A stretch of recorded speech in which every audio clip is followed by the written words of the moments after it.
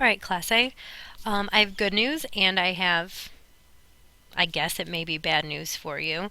For those of you that had me for Spanish 2B, look for your notes right now. You should already have these notes down. Guess what? All you have to do is label them with a Post-it to show me in class and you don't have to take them again. However, I do suggest watching until the end because there's additional information you need to write down and of course you need to benefit from the lesson. And for those of you that don't have them yet, no harm, no foul. Take them down now. So, past participles used as adjectives. Since I'm taking these from your 2B notes, I'm going to be referring to the vocab that we learned them with. It's a way to turn a verb into an adjective. And when we learned this, we were talking about body parts and injuries. So it's used to say broken, twisted, sprained, cut, infected. You guys can read, so on and so forth. In English, they don't all end the same way, but in Spanish, most of the time they do. Don't forget, this is my shorthand for usually, adjectives come after the noun, and that's what I'm showing an example of here. Frozen vegetables becomes vegetables frozen. You should have something pertaining to this explanation written down, and they must match in number and gender.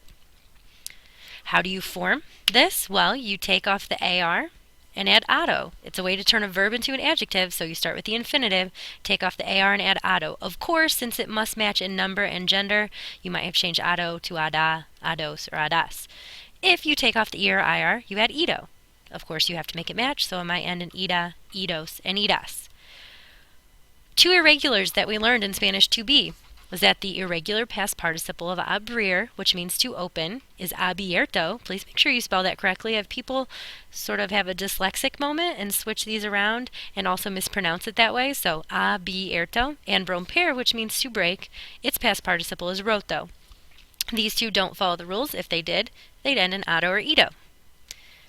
Anything else on this page? No.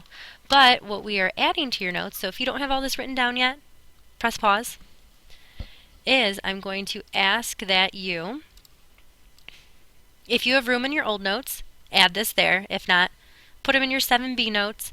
Current vocab words that are past participles being used as adjectives. I would like you to look through your list of vocab words, find the ones that are past participles being used as adjectives, and write them down.